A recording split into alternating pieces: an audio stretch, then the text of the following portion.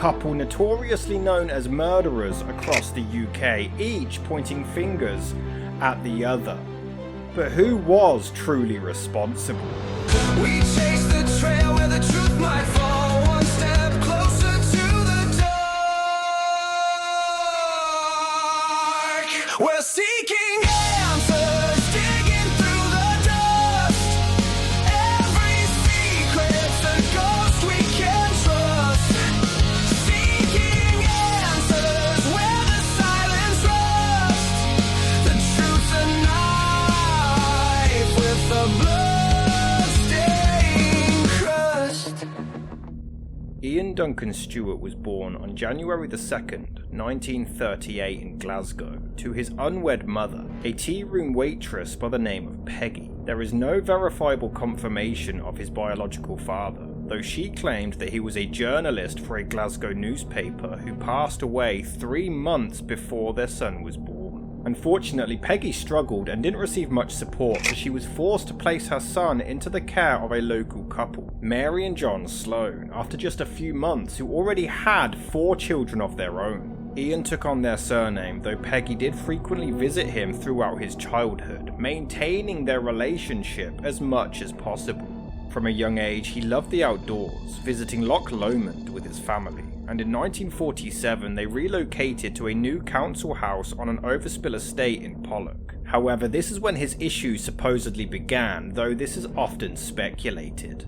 Several witnesses later wrote about Ian torturing animals, supposedly killing a cat when he was only 10 years old and bragging to others about it, as well as throwing stones at dogs and decapitating live rabbits. But Ian always wholeheartedly denied ever abusing any animals. I think that most cases you see, there are many things in their childhood that contribute to their adult life. I'm not aware of anything in his childhood which is sufficient to explain what he did.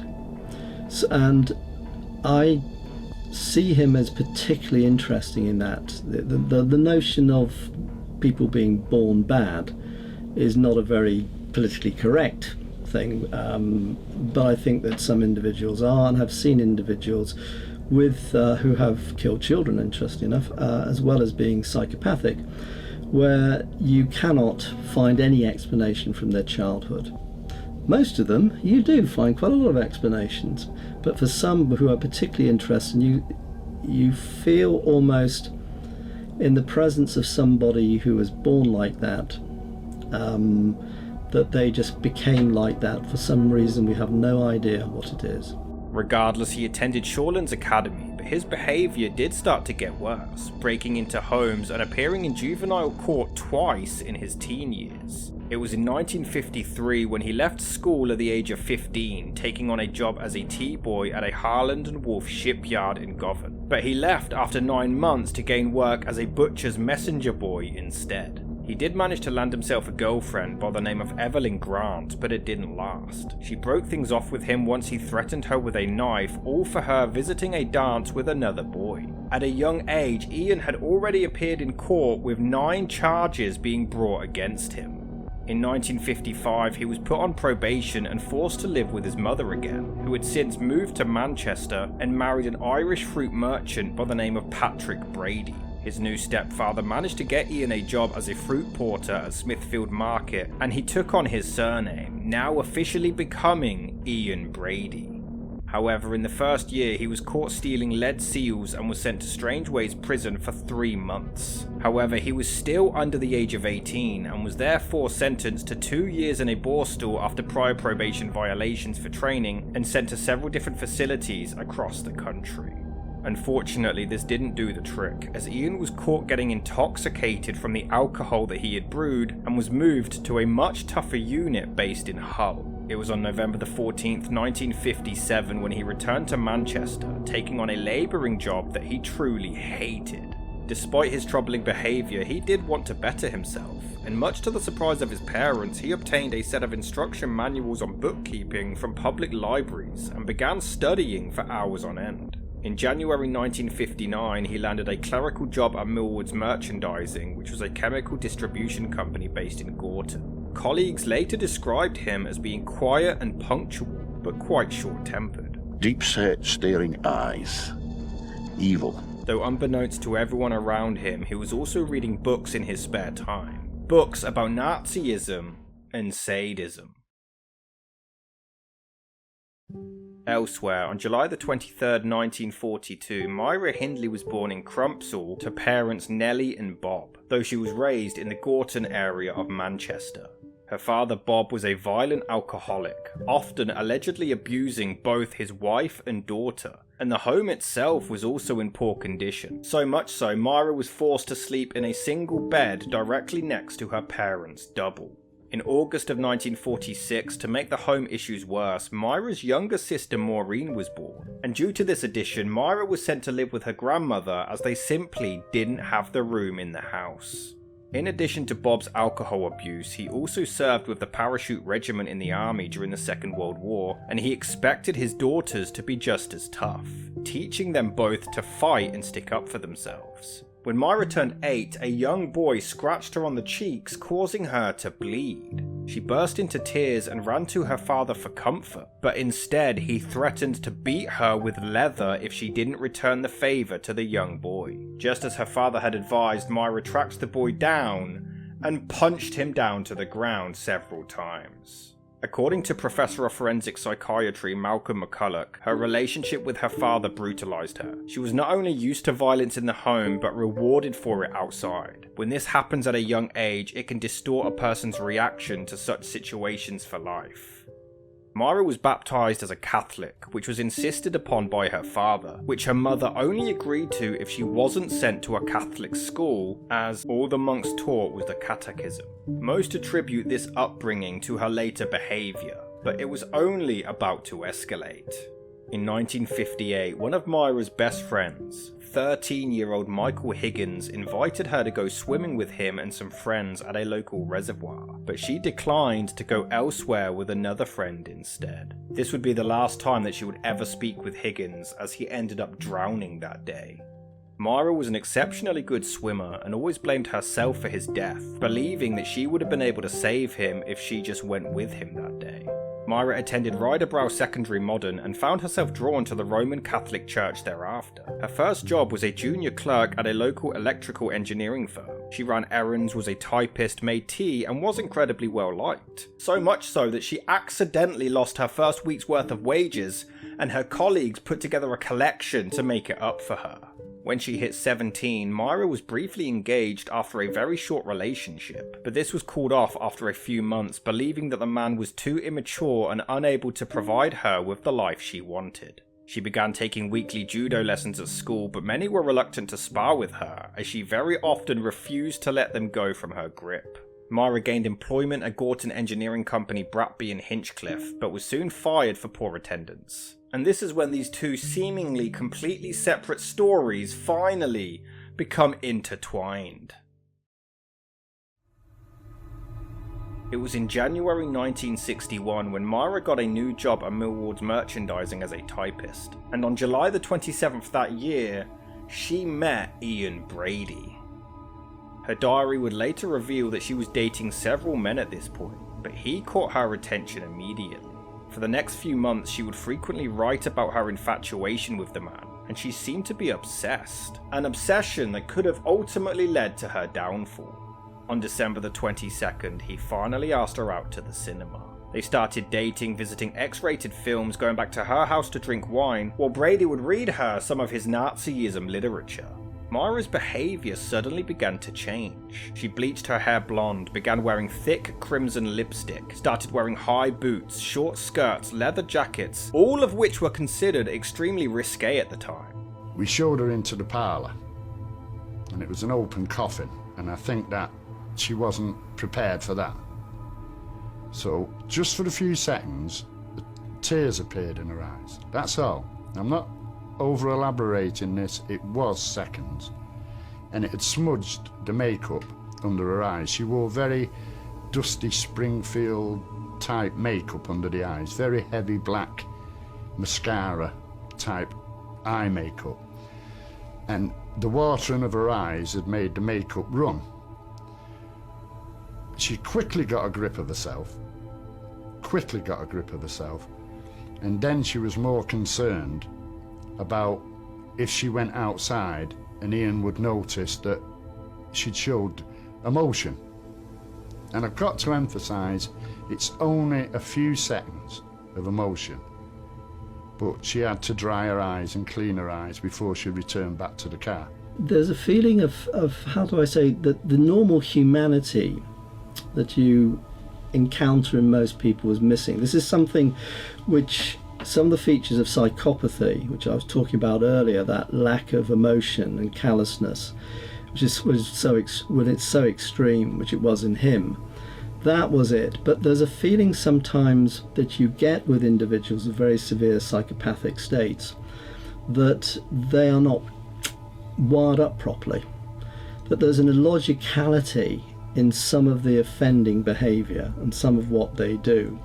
I don't think so much in Brady's case that was the case in terms of offending. I think it all fitted very well, the profile of a sadistic murderer. But in terms of him, his incredible desire for control of every aspect was way and above anything I've seen. So this sort of feeling that he at times is so egocentric, that he's so unconcerned about anybody else, that you feel that there is almost a psychotic aspect to the man, that there's so little feeling for other that you almost wonder if there are autistic features about him in terms of his desire to control. That's not a diagnosis that anybody's actually applied to him, but I wonder, now we know a lot more about that condition, if there were certain features of him that fitted that. And so there's this lack of normal humanity that you feel. There was no concern about anybody apart from himself. And then one felt that his whole being was in a constant battle with authority, and in a constant battle to maintain control of every aspect of his social interactions with everybody else, and that it is quite likely that over many years he'd remember with some considerable pleasure his killings and what he had done, but was so controlled he would not disclose, but it would enjoy playing with people and hinting at what he might have done and might not have done. But at points she did seem genuinely concerned about Brady and even somewhat afraid of him. At one point Myra wrote a letter to a friend claiming that he had drugged her, but her obsession continued to grow, and after a few months she asked that friend to burn the letter. Myra Hindley would later admit, within months he had convinced me that there was no God at all. He could have told me that the earth was flat, the moon was made of green cheese and the sun rose in the west. I would have believed him. Such was his power of persuasion. Colleagues noticed that Myra started to distance herself and became a lot less sociable now. Her and Brady would frequently visit the library to take out books on philosophy, crime and torture. She became good friends with George Clitheroe, who was the president of the Cheadle Rifle Club. She and Brady would often visit the shooting ranges, and while Clitheroe did admit that he found Myra's obsession with guns rather strange, he still arranged to purchase a .22 rifle for her from someone in Manchester. Myra attempted to join a pistol club, but Clitheroe noted that she had quite bad aim and a bad temper, so she was unsuitable and was denied. However, she did manage to buy a Webley 45 and a Smith & Wesson 38 from other members of the same club. They both planned to rob several banks together, but these never took place. Instead, they gained a huge interest in photography. Ian already owned a box Brownie and would take photographs of her and her dog, but he soon upgraded the camera, purchasing their own lights and darkroom equipment. The duo would take explicit photos of one another, which was also reportedly out of character for the young woman. It was in July 1963 when Hindley claimed that Brady would frequently discuss the Maya Levin book Compulsion, which tells the story of a fictional duo who both come from wealthy families, and they tried to commit the perfect murder of a 12-year-old boy but managed to escape the death penalty due to their age. The couple had at this point moved into Myra's grandmother's house on Bannock Street in Gorton, but Ian Brady started to tell Myra that he wanted to commit the perfect murder. On July the 12th, 1963, after finishing work, Brady instructed Hindley to drive a van around the area looking for a victim while he followed on his motorcycle. If he saw someone who he felt was a perfect target, he would then flash his headlights and she would pull over, and the attack would then begin.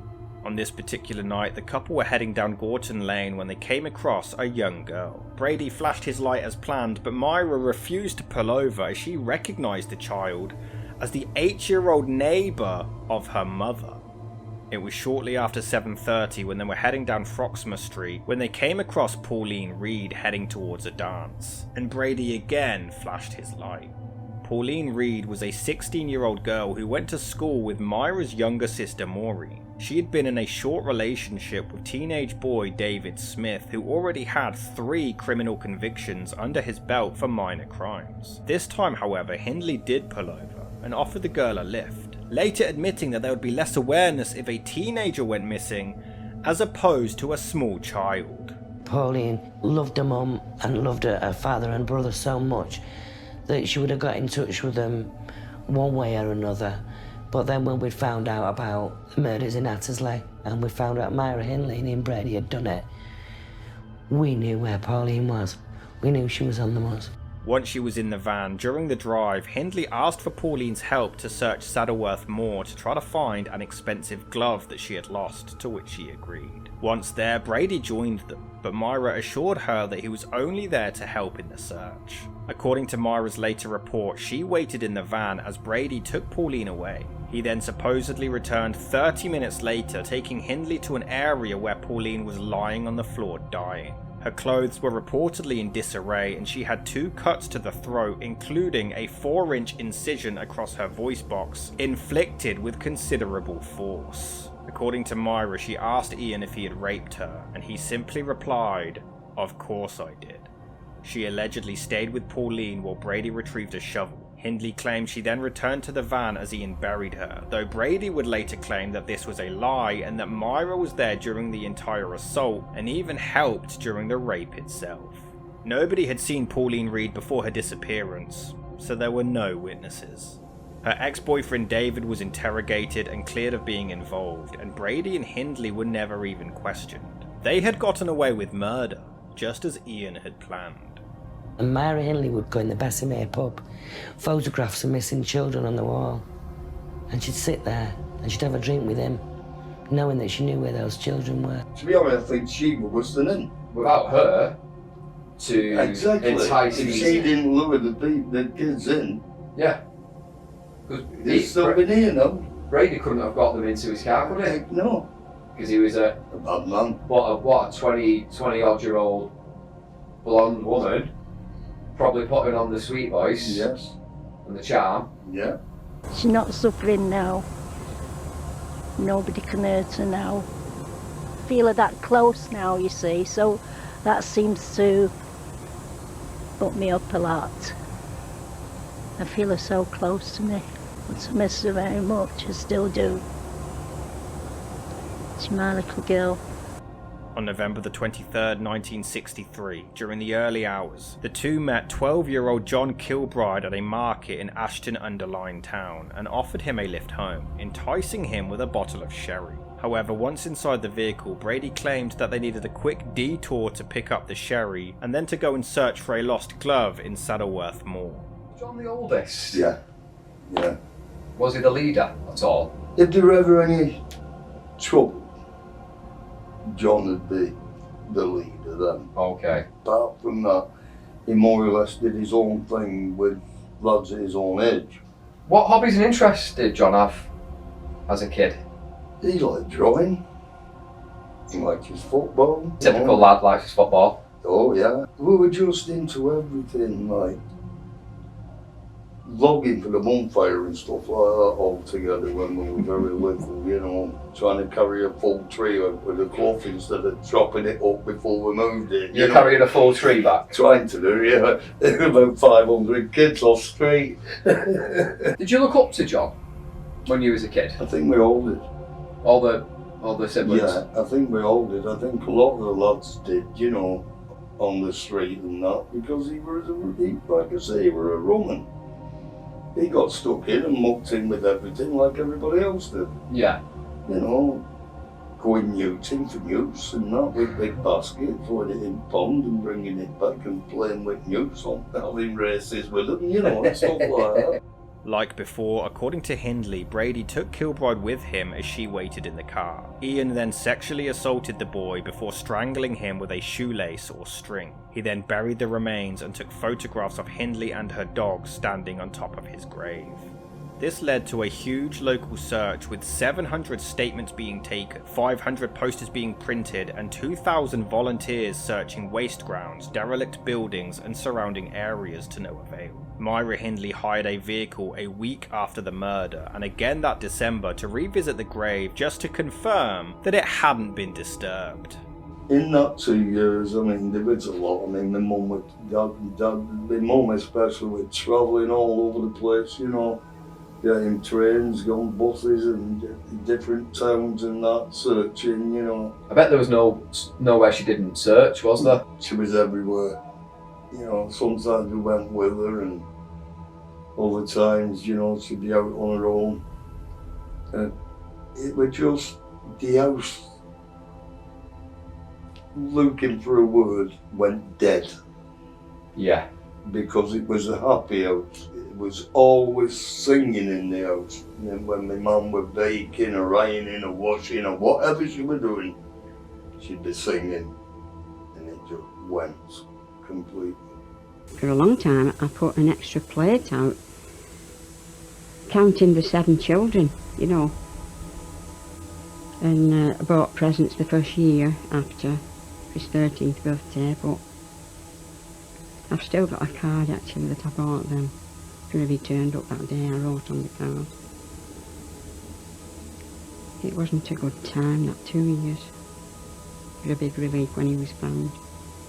It was in the early hours on June the 16th, 1964, when Myra came across 12-year-old Keith Bennett in the Longsight district of Manchester, and she asked for his help loading some boxes into her car, offering him a lift to his grandmother's house afterwards. With Brady sat in the back, the trio headed to a lay-by in Saddleworth Moor where, as per their usual routine by now, Brady took Bennett away to try to find the lost glove. He returned half an hour later with a shovel, admitting to having sexually assaulted the boy and strangling him with a piece of string. Initially after his disappearance, Keith's stepfather Jimmy Johnson was the first suspect and was questioned at least 4 times, leading to detectives even searching underneath the floorboards of the family home. However, upon realising that the floorboards and houses on the street were all connected, they stretched their search elsewhere to no avail. To this day, Keith Bennett's remains have never been found. That's the only thing I can ever do for him till I find him, and then I'll get him home and bury him. I'll never rest until the day I find him and bury him. I'm sorry for being such a whim, but I just can't help it. I didn't want to. I've just got to do it for my family and all. They've all stuck by me, each and every one of these. I don't know what half of you. God, you done me the world of good. On August 15th, 1964, Myra's sister Maureen married David Smith, the ex-boyfriend of the first victim, Pauline Reade. The entire marriage was reportedly rushed at a registry office and didn't have the approval of Maureen's family. Maureen was 18 years old at the time and 7 months pregnant, while David was only 16. Maureen was living with a mother and a father at 20 Eaton Street. Across the way, 2 minutes walk would have been the grandmother's house. Maida was being looked after at the grandmother's house. At this stage now, I'm getting very close to Maureen, and I made her pregnant, and we married when I was 16. Up to me marrying Maureen, I had no social connection with Brady or Hindley, other than a nodding acquaintance. They had moved into his father's home in the Ancoats district before relocating to a tower block flat on a new overspill housing estate in Hattersley. The next day, Ian suggested that the 4 of them take a trip to Windermere, which is the first time he had actually ever personally met Smith, and he was pleasantly surprised. He admitted to being impressed with his demeanour. They discussed society, the distribution of wealth, but then they also shared a common interest in crime. We started talking of petty crime, a situation of a robbery. Could we do this? Could we do that? And again, it's in a cloud of drink. I'm not excusing it. I'm not excusing anything. But it was all said through a cloud of drink. It's two blokes, very drunk, talking bravado and just waffling. This then changes into a more serious matter, and he produces guns. Now this, to me, at my stage of life now, I can look back and say, that impressed me. That impressed me. The simple fact that these were metal things. I'd never seen a gun before in my life. And all of a sudden there's a 45, there's a 38. These are big guns. And he's producing them and showing them to me. Occasionally she'd take part, but not comment very much as regards robberies. More, she would be talking to Maureen about girly talk. The girls would get bored and literally go to bed, go for a lie down, and leave us drinking, listening to big band music, Hitler tapes. A pretty bad atmosphere altogether, to be honest. They seemed inseparably close, which caused a lot of jealousy from Ian's girlfriend Myra, though it did push her closer to her sister Maureen. We was on a motorway and a car had cut us up. The occupants were lads or what have you, and they were having a laugh. Brady took this totally wrong. He just ordered Myra to overtake them, burn them off. So at high speed she did, and he did no more. A few empty wine bottles. He positioned himself at the back of our vehicle and just threw them at the car, aiming for the windscreen. This is the first time he shows any being irrational.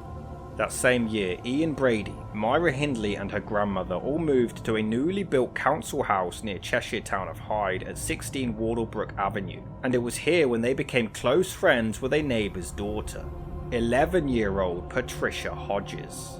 In the neighbourhood at the time, locals would collect peat to improve the soil in their gardens, and Patricia would often go on trips with Brady and Hindley to do so. The couple never even considered harming Patricia, as she only lived a few doors away and they knew that it would raise instant suspicion. The streets were innocent. What I mean by that is kids could come home from school. If mum and dad were out at work, it didn't matter. Neighbours were there. They could have a jam sandwich and disappear for a couple of hours. That wouldn't raise concern. That would not be a problem. This was just the way of the streets. They were safe. A nice place to come from and a nice place to be. On December the 26th, 1964, after an argument, Hindley left her grandmother at a relative's house and refused to let her back into their home. It was that same day when Hindley and Brady were visiting a fun fair in Ancoats before spotting 10-year-old Lesley Ann Downey. The couple intentionally dropped their shopping and asked for her help to take it to their car and then to their home. Once there, she was undressed, gagged, photographed, sexually assaulted and murdered. However, Hindley once again denied being present when the murder took place. According to her, she went to run a bath for the child, but once she returned, she was already dead, though Brady claimed that it was actually Myra who murdered her. What Myra didn't account for was that the entire assault was recorded on an audio tape, and both of their voices can be heard as the child screams and begs for her life. The next morning, they drove her body to Saddleworth Moor to bury her. I'm on 11 tablets a night, sleeping tablets, and I've been on them 30 odd years, and I can't go to sleep without them. It's always in my mind and in my thoughts. Brady, if you say he was 100% evil, he was every name you can put on him. He was them and more. But in all honesty, Brady slept with the devil, and that was her. By February 1965, Patricia Hodges had stopped visiting the couple, but David Smith remained close with them. Brady provided him with certain books to read, and he too discussed with them the thought of carrying out the perfect robbery and murder. She would pick bone and hair up off the floor and not have a problem with it. Just drop it in the bag. There was no, oh, would one of you pick that up? I don't want to. No, just straightforward. Just straightforward. In July, around Myra's 23rd birthday, her sister and brother-in-law moved to Underwood Court, a new multi-storey block of flats not far from where they were living, which led to them seeing each other a lot more often, but supposedly only under Brady's terms.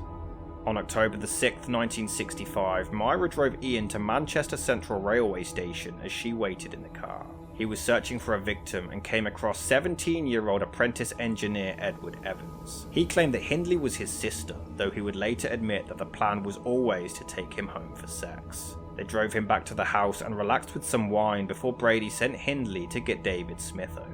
Myra was always uncomfortable with how close Ian and Smith were, believing that it compromised their safety and would lead to their capture. And she was completely right. I go in the house. She takes me into the kitchen. To the right is the living room. Straight ahead is the kitchen. It's a very small house. To the left is a set of stairs. That is the entrance hall. Into the kitchen.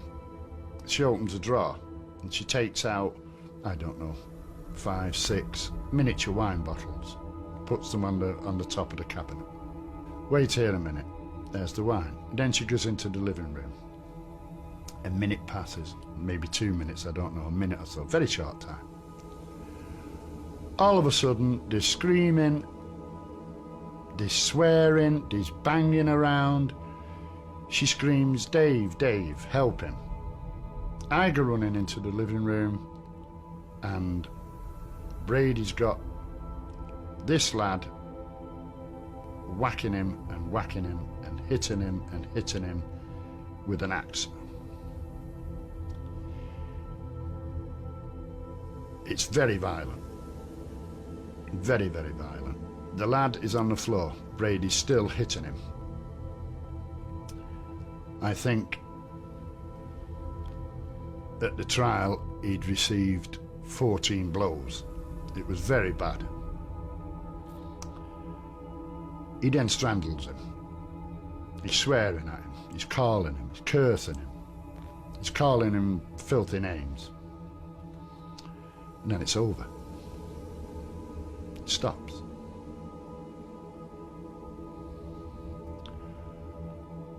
I'm there. Hindley's there. And Brady's there.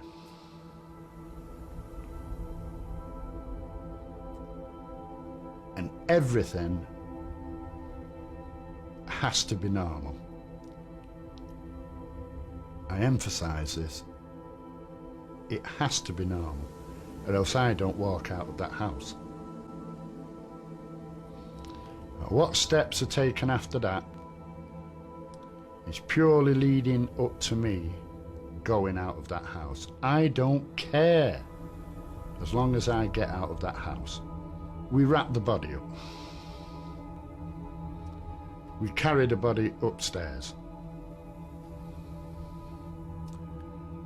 We come downstairs and the three of us, mostly myself and Hindley, but Brady was part of it as well, cleaned up. He passes me the axe.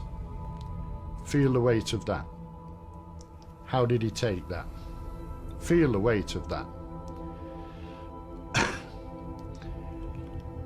Hindley sits down. There's a chair next to the fireplace. She says, I saw the blow register in his eyes. He never saw anything. He never knew anything. I saw the blow register in his eyes. It's a normal conversation. I know it sounds unbelievable. It's a normal conversation. If they'd have walked in with chocolate biscuits and tea, I would have stayed and drank tea and ate chocolate biscuits. I would have done anything just to get out of that house. Smith watched as Brady strangled the boy with an electrical cord, but Ian had sprained his ankle during the struggle and was unable to carry the body to the car on his own. The group wrapped it in plastic sheeting before putting it in the spare bedroom to dispose of later. Smith claimed that he needed to go and get a pushchair in order to transport the body and that he would return later to help. I was covered in blood. I went in. Maureen was in bed. I got her out of bed. I went to the bathroom and I absolutely vomited. To the point where I was retching and I was in a bad state, physically in a bad state. I then had to tell her what had happened. I've just seen somebody killed. It doesn't go into any great detail. Don't be looking for detail. There isn't. You just... what? How do you mean? So I'm showing her my clothes. Look at me. We've got to do something. We decide we're going to the police. At around 6:10, Smith waited for the sun to rise before arming himself with a screwdriver and a knife. He then called the police from a phone box and was soon picked up and taken to the station to explain what he had just witnessed a few hours earlier. Police Superintendent Bob Talbot, as well as a detective sergeant, headed to the home dressed as bread delivery men and were met at the door by Myra Hindley. They asked if her husband was home, but she denied being married and denied that there was any man present in the house, which is when the police then revealed their true identities. At this point, Myra led them into the living room to reveal Brady lying down, writing to his employer about his ankle injury. The officers explained that they were there to investigate a violent report from the previous night. Hindley claimed that nothing had happened and was completely cooperative to allow them to search the home, but the problem arose when they reached the spare bedroom, which was now locked. Initially they asked for the key and Hindley claimed that it was at her workplace. When offered a lift there to retrieve it, Brady gave in and told Myra to just hand it over, which is when the corpse was discovered and Ian Brady was the only one arrested. So what did you make of Brady and Hindley when you first walked in there? What did they appear to be like as a couple? General, local business couple, quite respectful. Brady was not disrespectful. He wasn't no shouting and swearing or anything like that. Transpired that Hindley's grandmother was asleep in the bedroom upstairs, but there was a bedroom that was locked. So it doesn't look like you've got Brady downstairs in his underpants, you've got the grandmother upstairs. It doesn't look like a murder scene, right? Not at all. Not at all. The place looked clean. There was no visible, to the naked eye, there was no visible sign of anybody. In fact, there had been anything untoward. The place was clean. Then Brady, who was still in bed, said to her, "Yeah, you better give him the keys." And she then produced the keys. They went upstairs, and that's when they found the body of Edward Evans. Edward Evans' body was trussed up in a fetal position, tied up in that way, and he was in a plastic bag. So they're cool and collected. Right. They know you're searching the house. They know there's a body upstairs. Did that demeanour change when you came back downstairs once you'd found Edward Evans' body? Well, the demeanour didn't change, but of course they knew there was a body upstairs, but they also knew the grandmother was upstairs. She was lying asleep in bed in the bedroom next door. It was like, well, it's almost an everyday thing. He told the officers, "Eddie and I had a row and the situation got out of hand." Myra insisted that the death was an accident. She went with Brady to the station and she was allowed to go home on the promise that she would return the very next day. For the days that followed, Hindley visited her employer and asked to be fired so that she could become eligible for unemployment benefits, and this is when she discovered an envelope belonging to her boyfriend. She burned it without ever opening it, believing that it contained plans for bank robberies. During further investigation, the police soon became convinced that Hindley was more than likely also involved in the murder, and on October the 11th, she was also arrested. I've always had this feeling. The photograph of Hindley, to me, that is Myra Hindley. That is the real Hindley. Not some photograph taken inside a prison, surrounded with cuddly toys and smiling sweetly into a camera. That is not the real Myra Hindley. That photo, the police photograph that was taken on her arrest, that is the real Myra Hindley. You look at this photograph of Hindley, you see the hard case of Hindley. You see the hard jawline. You see the haircut. You don't see arrogance. You don't see fear. She's not frightened. But look at the eyes. Look right into them eyes on that photograph. They're bottomless. They're empty. There's not a spark in them eyes. And that's what makes that photograph for me the Myra Hindley that I know. Investigators searched the home to find an old exercise book containing the name of victim John Kilbride inside, and they realised that these two were most likely involved in several disappearances in the area. Initially, Myra actually claimed that she only participated in the murders because Brady had drugged her, blackmailed her with pornographic photographs of herself, and threatened to murder her sister. But she claimed that she never physically took part in the assaults or killings, only in the abduction portion. According to her solicitor Andrew McCooey, she confided in him, "I ought to have been hanged. I deserved it. My crime was worse than Brady's because I enticed the children and they would never have entered the car without my role. I have always regarded myself as worse than Brady." According to Ian, he and Evans had a fight, but actually claimed that it was him and Smith who murdered him and that Myra had only done what she had been told.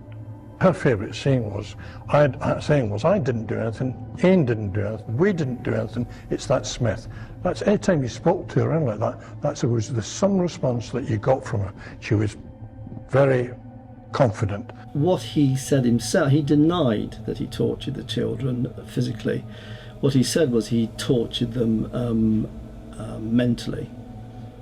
But he was implying to me that he scared them to death, basically. And that was the form of torture, is what he told me at interview, that he carried out on the children. Smith was also interrogated, who claimed that Brady had asked him to return anything incriminating, such as dodgy books, which were packed into suitcases, but he had no idea what was actually inside them. These were found at the railway station on October the 15th, containing an assortment of costumes, notes, pornographic photographs of some of the victims, the aforementioned audio tape, which had to be listened to in its entirety by the mother of Lesley Ann Downey to confirm that it was her child. Patricia Hodges was then spoken to, who was able to take police to the couple's favourite spots at Saddleworth Moor that they had taken her to. Thankfully, the suitcases also contained several photographs of Brady and Hindley at the moors, allowing investigators to use them to pinpoint exact locations. On October the 16th, investigators discovered an arm bone there, which was proven to have belonged to Downey, and on the 21st, the decomposed body of Kilbride. She knew it was coming. You know what I mean? Almost like she was preparing for this moment, but your dad was still clinging on. Well, some hope. It was a scream up my dad. Is it a scream you've never heard before of him? Well, that weren't my dad, like I say. He was an hard man. He was, yeah. You know. Yes, it was anguish, because all the time I felt that I wasn't going to hear anything at all. I thought his body must have been burned and I would never know all my life.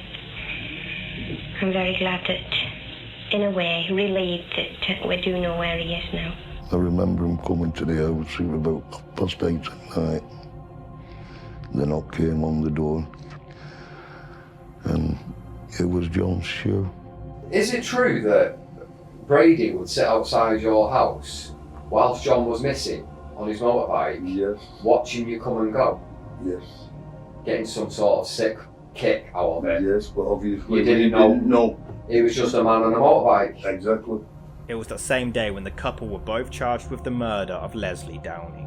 Brady initially denied killing Downey, claiming that she was brought to their home by two men but then taken away and she was still alive and well. Investigators were convinced that they were involved in many more disappearances around Manchester over the past few years. But the weather was so bad that November that the search had to be called off. By December, Ian Brady was charged with the murders of Kilbride, Downey and Evans, while Hindley was charged with the murders of Downey and Evans and the accessory to murder of Kilbride. On the 6th, Hindley was also charged with harbouring Brady despite knowing that he had murdered Kilbride. Myra's dog Puppet also became a vital clue as he was shown in many of their photographs, so using a veterinary expert to examine his age in each photo, they could decipher when they were actually taken, though it came with tragic results. The vet had to put Puppet under general anaesthetic to conduct some testing, and unfortunately he didn't wake up again. leading to an outraged Myra Hindley accusing them of deliberately murdering her dog. She wrote to her mother in a rage, "I feel as though my heart's been torn to pieces. I don't think anything could hurt me more than this has. The only consolation is that some moron might have got hold of Puppet and hurt him." Many investigators claimed that this was the closest they ever saw any emotional response from her. The trial began on April the 19th, 1966, including bulletproof glass to protect the couple from public outrage. That's when I saw Brady and Hindley across the dock. You looked at them and they just stared across the dock at you. One of Myra Hindley's aunties went to the prison and begged her to say where Pauline was, and she still didn't. Meanwhile, on the outside, David Smith was offered a decent amount of money for the rights to his story, which he accepted with newspaper News of the World, causing further backlash as people accused the paper of a gross interference with the course of justice. I was embarrassed by the fact that the newspapers were exploiting the Moors murders for the purposes of selling newspapers, when all the time there were grieving mothers who needed to know where their children were buried. No effort was actually made to try and help those mothers. So I felt that if I approached Brady carefully, in the fullness of time, it might be possible to end up achieving a result. Surprisingly, both pled not guilty. Brady admitted to hitting Evans with an axe, but claimed that someone else had murdered him, while Hindley denied knowledge of any photos that were taken at Saddleworth Moor being near any of the victims' graves. Once the horrific audio tape of Downey's abuse and murder was played in court, Myra admitted that her attitude towards her was brusque and cruel, but claimed that it was only because she was scared that someone might hear her screams. She maintained that she was running a bath when she was killed and was downstairs when the pornographic pictures were taken, despite her voice being heard on the tape. And if you ever have the opportunity, and you don't really want to, but if you ever had that tape where the little kiddie is being killed on the tape, just know that that's what it is. I'll tell you what, it really it tugs at everybody's heartstrings. And I tell you what, it brings a tear to my eyes every time that I think about it, and the number of times that I heard it, and I've not heard it for years now, but it's still very much, very, very fresh in my mind. And she never twitched one little bit when that was played to her. She says herself she has no excuse for the tapes. It's inexcusable. She never touched the child. No matter what Mrs. West thinks of her, she never touched the child. Campaign to bring back capital punishment, campaign to keep Myra Hindley in prison. Yes, Having heard Lord Longford and Maureen tonight, has your view been changed at all? No, none whatsoever. Lord Longford is talking about parole for Myra Hindley. When will I get parole? I am serving a life sentence through that monster. When will I get my parole? This will be with me for the rest of my life, and my family. My family is suffering through this. And as far as Maureen's concerned, I had to hear the tapes of my daughter, and I never heard Ian Brady. It was Myra Hindley on that tape with my daughter, not Ian Brady. I had to listen to that and identify the body. So Maureen Hindley is wrong there. Of course, things have been said here tonight which are quite incorrect. People have in their memories things that didn't happen. Mrs. West has said that the man didn't do anything. Well, I have the transcript in front of me. I didn't say that. I didn't say that. Well, it was said here tonight, and I have it in front of me. And the man threatened to slit the child's throat. No, I did not say that. It wasn't Myra. I said it was only Myra Hindley's voice I heard on the tapes with my daughter. That's well, what I I'm sorry, said. but you couldn't have been listening very well because the man was there most of the time, and no, his voice is the only there. person I heard was Myra Hindley, and my child was begging her to help her. And you're a married man with children. Would you feel the same if it had happened to your daughter? Would you? I'd feel exactly the same as you if it happened to my children, Mrs. about, West. then? Of course I would, but it didn't happen Would to you my want children. her out if it and was I'm your trying daughter? to be objective about it. I've told you, you've been fighting me for a long time, Mr. Fowler. And that's the only reason I will never give you an interview, because you're against me. I know you're against me. No, I'm not against you, Mrs. Yes, you are. West. Have you been at all surprised tonight by what is evidently the strength of the emotions of the people against your sister? No, I expect public opinion to be the same, but Mrs. West has an awful bad memory. But leaving Mrs. West aside, the public Yeah, well, at Mrs. large- West has got an awful bad memory. The But public leaving- at large, you always expect it. I've had 12 years to get over it. It doesn't bother me. People say things to me. I just say, well, you know, you've got your own opinions, and I can't do anything about it.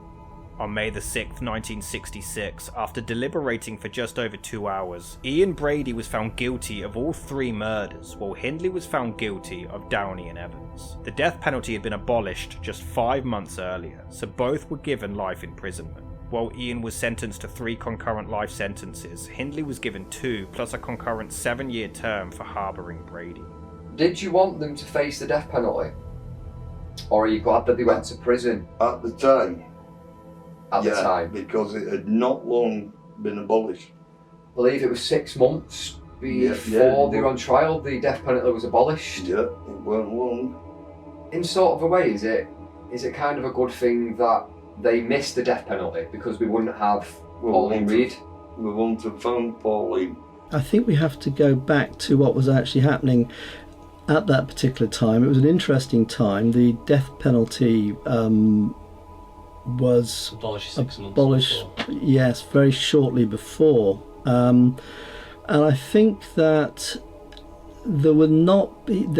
at that time they did sometimes admit sadistic murderers for treatment under the Mental Health Act to Broadmoor. So there was that. So it was a possibility. And that sometimes can be by chance, as to who your lawyer was, and did the lawyer instruct a psychiatrist and say that my client is abnormal, were the grounds for diminished responsibility or insanity. So that did occasionally, it was a possibility at that time. Certainly what has happened increasingly since was that there was considerable concern with individuals with that severity of perversion and potential dangerousness to be an entire liability, because once those individuals got out, they might have found not to respond in any way, shape or form and still be exceptionally dangerous. So there's an interesting tradition amongst forensic psychiatrists which has changed over time as to what you do with a sadistic murderer. And what I could say now is you would keep them out at all costs unless it's clear that they have a severe mental illness. So, but at that time he was not presenting with symptoms of severe mental illness, so it would not have been appropriate. But this led to speculation over just how much influence Ian actually had over Myra. Judge Justice Atkinson claimed that he saw absolutely no chance of reform or parole for Brady, but he felt somewhat differently about Myra once she was removed from his influence. While during the trial they stuck rigidly to their strategy of lying, she was described as a quiet, controlled, impassive witness who lied remorselessly. Due to his involvement and him selling the story and essentially profiting from the murders, David Smith became hated by the people of Manchester, who were convinced that he was more involved than what he was admitting to. As the trial was ongoing, Maureen, who was 8 months pregnant, was attacked in the lift of the building where she and Smith lived at the time. Their home was often vandalised, they received hate mail, and according to Maureen, they couldn't even let their children out of their sights. Dave Smith became a pariah after Myra Hindley and Ian Brady were arrested, and the evidence began to come out at the committal about what they'd actually done. People believed that he couldn't be innocent, that there was no way he was not implicated in the murder of Edward Evans, and subsequently, as a result, that he must have been involved in the abduction and murder of children. He went through an appalling time. He didn't go out. If he did go out, he was beaten up, he was attacked, he was spat at, he couldn't get a job. He had an appalling time, and in fact, fled the area for a long time, but still, people pursued him. As soon as people knew who he was, they went for him because they believed he was as guilty as Myra Hindley and Ian Brady, and he wasn't. Dave Smith was actually a very brave, along with his wife Maureen, very brave and public-spirited person. To term me as a victim of the Moor's murder case victim is wrong. No, that's the parents. They're the victims. Them I bleed for. I'm a survivor. I survived it. I am not a victim of it. I got through it. Lots of the parents, they're frozen in time. Their memories stopped in the 60s. They still see their missing children, same size. They never grew. They never got older. They never change. They're the victims. Did you ever suspect Dave Smith was part of the... We always did. We always suspected that he was part of it, but as we grew up older, I think we realised, you know, he saw something there that absolutely scared him to death. Yeah. You know, we knew he was a rogue. Yeah. A bit of a rogue, but he was only kidding himself. He was only, what, 16, 17? 16 or 17, yeah. You know. In 1969, David Smith was involved in a fight with a man which led to Smith stabbing him. He claimed that this was adding on to the abuse he faced during and after the trial, but he was sentenced to 3 years in prison. That same year, all of their children were taken into care. Maureen moved away to a bedsit in Underwood Court and gained work in a department store, but the abuse never ended. She was the subject of many petitions to remove her from the estate, and while her mother stood by Myra during the trial, she didn't show the same support for Maureen until years later. Myra appealed her conviction immediately, but this failed, and she continued to write to Brady until 1971, which is when the relationship finally ended. During her time inside, Myra fell in love with one of the prison wardens, Patricia Cairns, who helped her and another prisoner, Maxine Croft, plan an escape. However, when they managed to get hold of some impressions of the prison keys, this was intercepted by an off-duty officer, leading to Cairns herself being sentenced to 6 years in prison for trying to break them out. I'd been awarded for my work with prisoners, violent prisoners and their families. It was nothing to do with sex offenders. I'd had this award called the Butler Trust Award, where they give you a badge and you go up to Edinburgh and Holyrood Palace and shake hands with the great and good, and off you go. And part of that award was they said, what would you like to research? You can do a piece of research, what would you like to do? And I said, I'd like to research women in prison and as to why they don't get therapy and counselling. So, okay, fine. So the prison department paid me to go off and visit 12 female prisons and chat to them, present the research, and look at whether there could be a Grendon for women, which there's never totally been. There was something started at Winchester years back. Women don't get the same. And I ended up at Cookham Wood. So on the way down there, I knew that Myra Hindley was there. Didn't think I'd get to meet her, because I already knew that she was kept separately. She was in the hospital unit. I was going to ask the question, but didn't think I would. And I went round the rest of the community, met all the women, had a chat, had some lunch, and then the governor said, there's somebody who would like to see you up in the hospital, it's Myra. And I said, okay, fine, I'll come up there to sit and have a chat with her. And we sat in the kitchen, told her everything I'd told everybody else about where I was from, about Grendon. It was a weird feeling, because I'm one of these that knew about the Moors murders, but I didn't know the absolute details, but I knew it was bad enough. I was given a job working in the library, and she was working at that time in the laundry, and there was tape across, do not cross this tape, because Myra was the other side, and it was, if you did, you would get sent back to Holloway or whatever. And one of the officers come in and said to me, Linda, you can take your laundry in now, you're next door. You can take that in before all the girls come out and queue up. And I walked in and she was singing. And I just walked up to her and slapped her around the face, because I thought, how dare you sing with what you did? And what did she do? She rubbed her face and she went, I could get you sent back to Holloway for that. And I said, well, Holloway holds no fears for me. I'd already been there 2 years. I was happy to meet her, because I'd met other women that had been involved in child killings as well. The other woman that was there, who's dead now as well, is Carol Hanson, who was involved with her husband with child killings, and Carol was there. So meeting Myra was no different. I went and sat with her in the kitchen. But the powerful thing about that, and it's appeared in the book I did, which is called For the Love of Myra. I don't have a copy at the moment. But the kitchen was no bigger than about 3 foot by about 6. So you're sat where you are now, I would have been sat closer so that our knees were touching. Yeah, that was quite powerful. But that was the only place we could meet. So, and I did say at the time, I said, you know, we're sat a bit close, you'll be on my knee before we know it. She said, oh, chance would be a fine thing. So she, sense of humour was there. We had a laugh and joke. We talked about Grendon, we talked about her journey, and she said, well, to me, it's just about to be decided, my journey. And I said, what do you mean? She said, I'm just about to find out whether I'm going to be in prison for the rest of my life or whether somebody is going to give me the chance for a bit of release.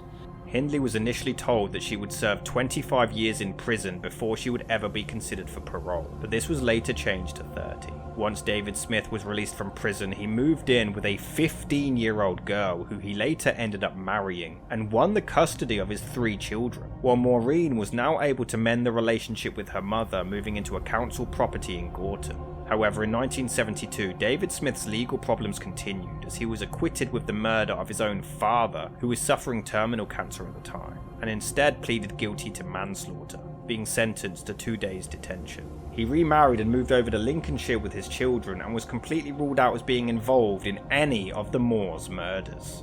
Maureen divorced David Smith in 1973 and remarried to lorry driver Bill Scott, to whom she had a little girl. Sadly, in 1980, Maureen suffered a brain hemorrhage, and while Hindley was granted permission to visit her in hospital, on October the 3rd she died an hour before she made it there, passing away at the age of just 34.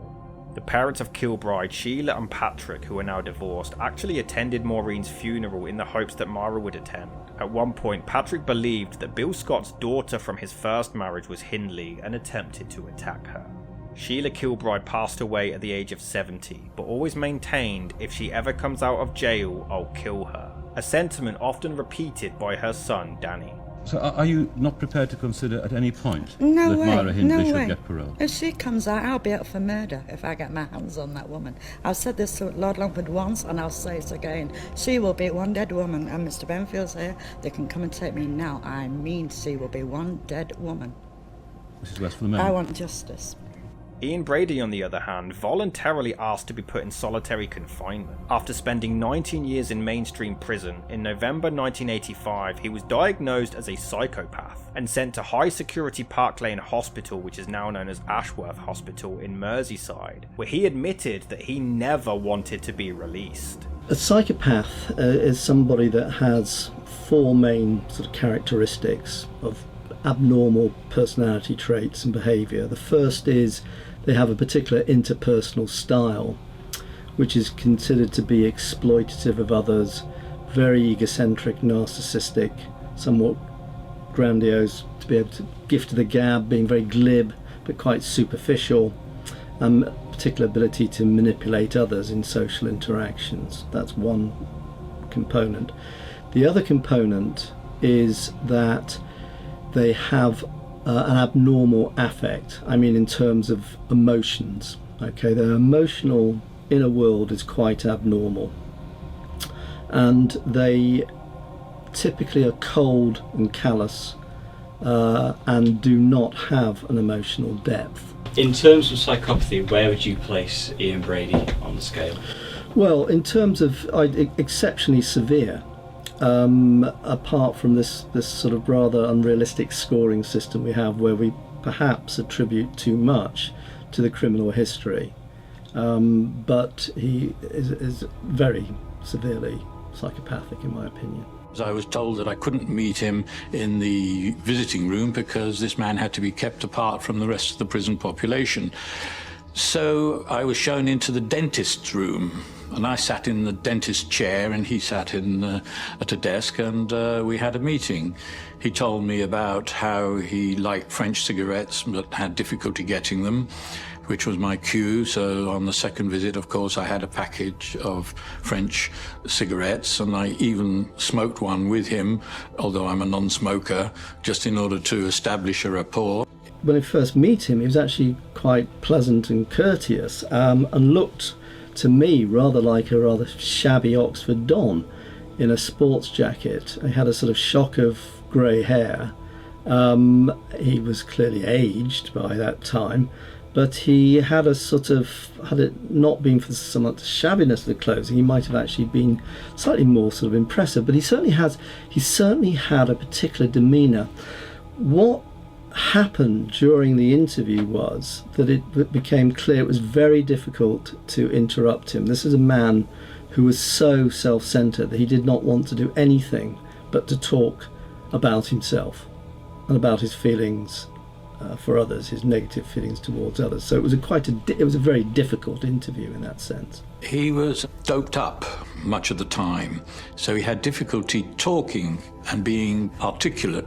So on some occasions, he wasn't very forthcoming in the information that he was able to impart, just because his mind had been shut down by these pills that they were shoveling into him. Other times, he was very articulate. If you're an experienced forensic psychiatry, it's important to be aware of how your patients, your clients, make you feel, and make you feel towards them. I mean, obviously, if they made you afraid. No, he didn't make me afraid at all. But he produced in me a profoundly negative feeling, a feeling of personal dislike of him that grew and grew as the interview went on. And that is not a very helpful feeling to have as a forensic psychiatrist. And it's a sort of technical term in psychodynamics called countertransference. And so actually what I believed I was experiencing, he was doing something to me, to my inner world, in terms of my relationship to him. And it became quite clear that he was attempting to control me throughout the interview as much as he could, and that as time went on. But I was very struck that I have seen offenders who've committed extremely unpleasant and even sometimes possibly even worse murders, but have not managed to produce such a negative reaction in me. He refused to cooperate with psychiatrists, but did correspond with people on the outside, claiming that the murders were merely an existential exercise of just over a year, which was concluded in December 1964. He claimed that after that, their next plan was to turn their attention to armed robbery, preparing guns and vehicles. He knew what he had done was unforgivable, and he was not going to seek the sympathies of people as a result of him expressing remorse. So he was very explicit that it would have been dishonest of him to have offered such public expressions of remorse. That's how he's always done things. He likes to be the media man. I'm in charge of everything and this, that and the other. Well, he's not in charge of me. And it's always me with Ian Brady. All these years it's been like that. It wasn't until 1985 when Brady finally confessed that he had murdered Pauline Reade and Bennett, and on July the 3rd he was visited by Detective Chief Superintendent Peter Topping and confessed to even more murders. Hindley claimed to have become a reformed Catholic, but the mother of victim Lesley Ann Downey campaigned against her to never be released. Prime Minister Margaret Thatcher publicly stated, "I do not think that either of these prisoners should ever be released from custody. Their crime was the most hideous and cruel in modern times." As explained, Bennett's body was never found, and in November 1986 his mother wrote to Myra Hindley begging to know what happened, and Myra reportedly seemed genuinely moved by this letter. "I am a simple woman. I work in the kitchens of Christie's Hospital. It has taken me 5 weeks' labour to write this letter, because it is so important to me that it is understood by you for what it is, a plea for help. Please, Miss Hindley, help me." Myra was visited by officers, but she still refused to admit any involvement in the murder, though she did agree to look at photographs and maps and identify places she visited with Brady. She pointed out areas around Hollinbrown Knoll and Shiny Brook, but wasn't sure without going there herself, which was actually approved, though with high security precautions. On December the 16th, 1986, Myra Hindley revisited the moors for the first time in 21 years, with all of the roads closed off and being protected by 200 armed police officers and an overhead helicopter. She was incredibly nervous and had trouble with memory, leading the press to believe that this was all a publicity stunt, and that she didn't actually want to help. On December the 19th, 3 days later, David Smith also visited the moors to try to help, searching with the police for 4 hours to no avail. It wasn't until February the 10th, 1987 when Myra Hindley finally confessed to being involved in all 5 murders, but this wasn't released publicly for 2 months. But investigators were convinced that she still wasn't telling the whole truth. It was described as a very well worked out performance in which I believe she told me just as much as she wanted me to know and no more. She reportedly showed remorse, but others believe that this was all nothing more than a further facade. Ian Brady was then visited by police who informed him that Hindley had confessed, which surprised him, and he decided that he also wanted to admit the truth, but only if given permission that he could then commit suicide, which the officers were unable to agree to. It's clear that the enjoyment of control is very much part of his everyday life, and with everybody he interacted with. Everything for him was a battle of control.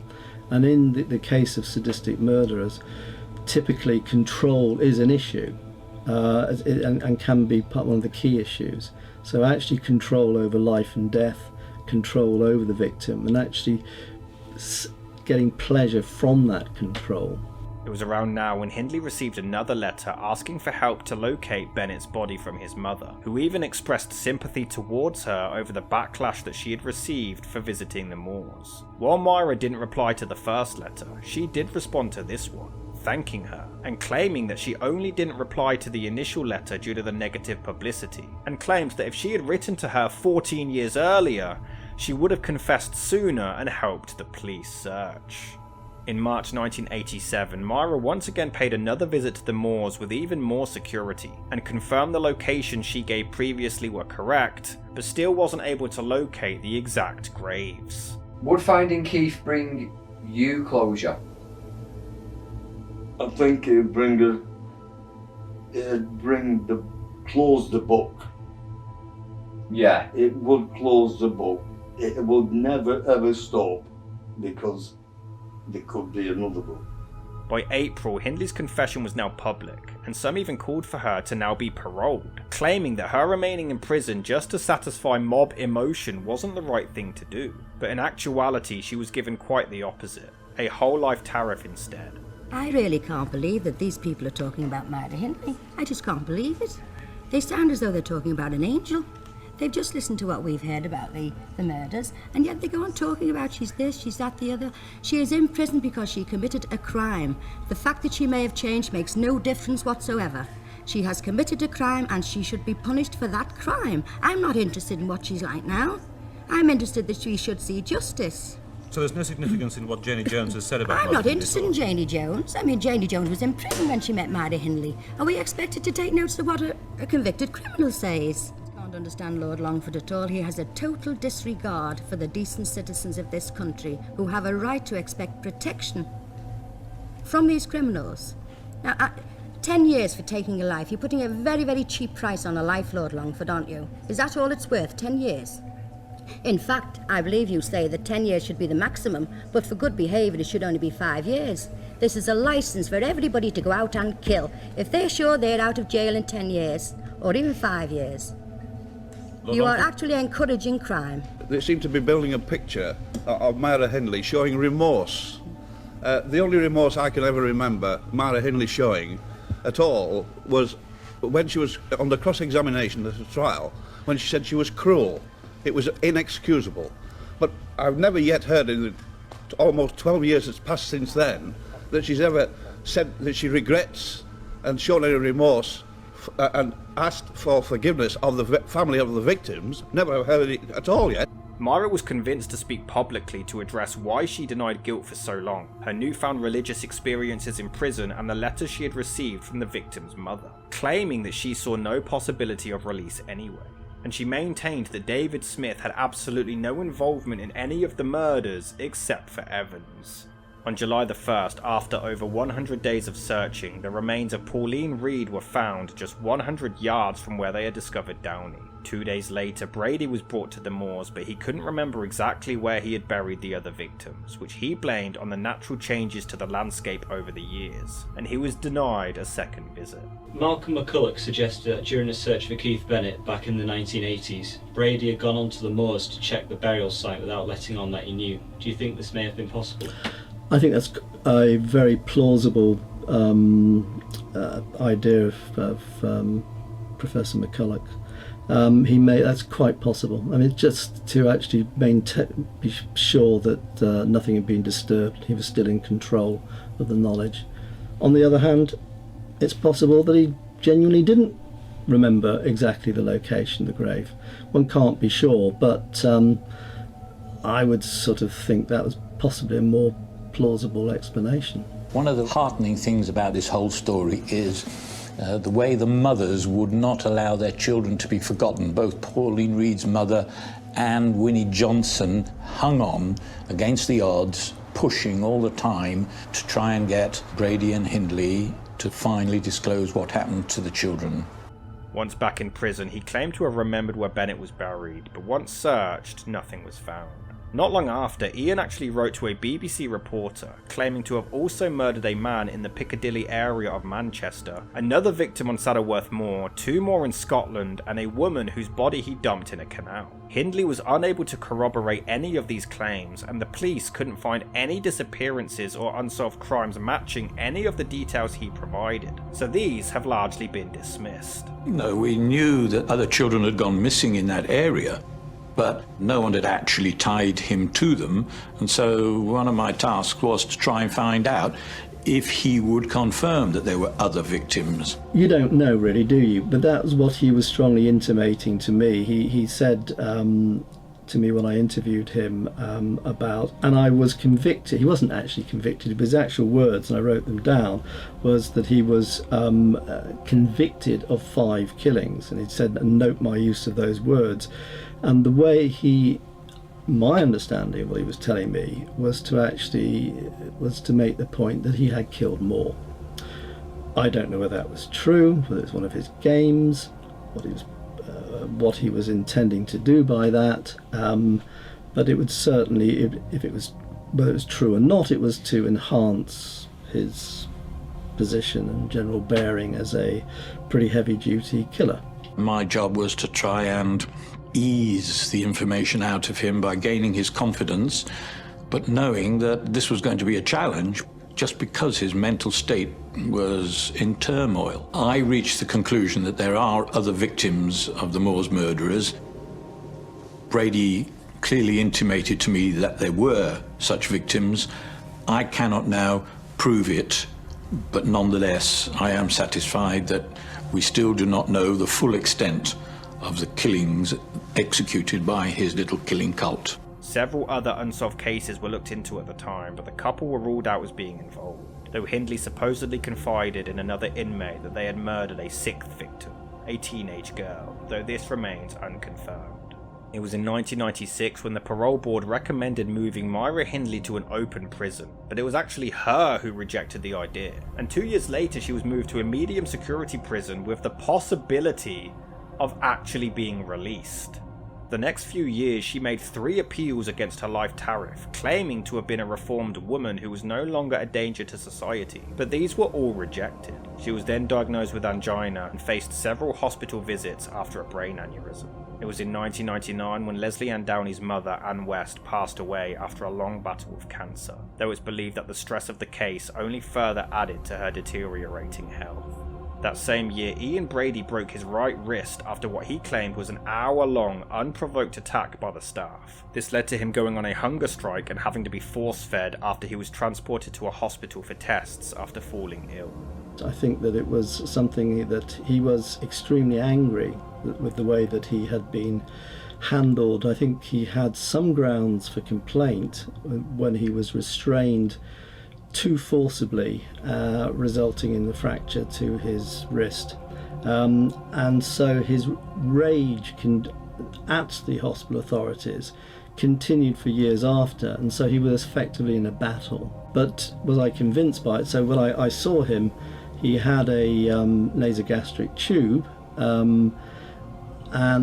but he also had it looked like 2 pints of tea in a large mug to drink. He didn't actually drink it. He was actually too interested in talking about himself. I noticed he never sipped it, but I don't think that's because he didn't want the tea.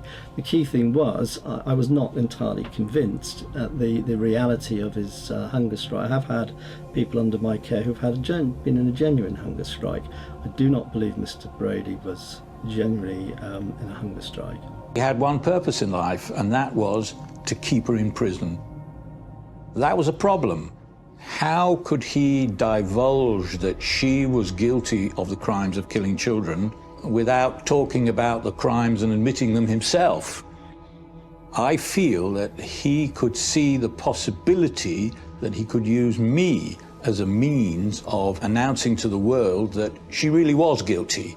In March 2000, Brady demanded a review for legality purposes for the staff force-feeding him food, but this was denied. He angrily stated, "Myra gets the potentially fatal brain condition whilst I have to fight simply to die. I have had enough. I want nothing. My objective is to die and release myself from this once and for all. So you see, my death strike is rational and pragmatic. I'm only sorry I didn't do it decades ago, and I'm eager to leave this cesspit in a coffin." Why let him have what he wants? Just, no. If you're suffering and hanging on like that, let him hang on. He did it to the others. He made them suffer. Because you not only got the victim, it's the families, the relatives, all down the line. They all suffered. The following year, Brady not only wrote a book entitled The Gates of Janus, but it ended up being published by Feral House, causing complete outrage across the country. While Brady never showed any remorse or regret for his crimes, he did supposedly regret Hindley's involvement. Not only did he not show remorse, but he made it clear that he never would. I asked him about remorse, and to which he referred to remorse as wind, and that if they wanted wind, they would wait till doomsday before they got it. He spent 20 years transcribing classic literature into Braille, but the machine was eventually confiscated as the prison guards were convinced that he was going to use it as a weapon. During his time inside, he also wanted to donate one of his kidneys to someone who apparently needed it, but this was disallowed, which led to him considering suicide once again.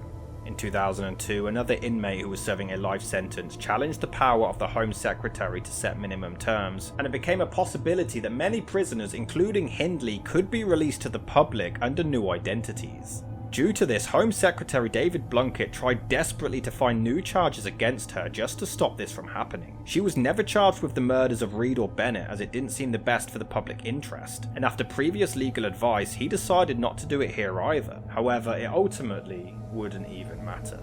On November the 15th, 2002, Myra Hindley passed away from bronchial pneumonia in West Suffolk Hospital at the age of 60, after years of being a chain smoker.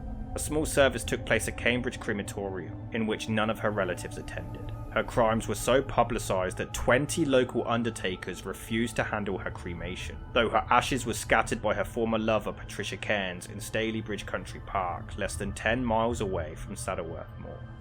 I had a phone call actually. I was in Spain, in a place called Buddy's in Benidorm, and I went over to the girl on the stage.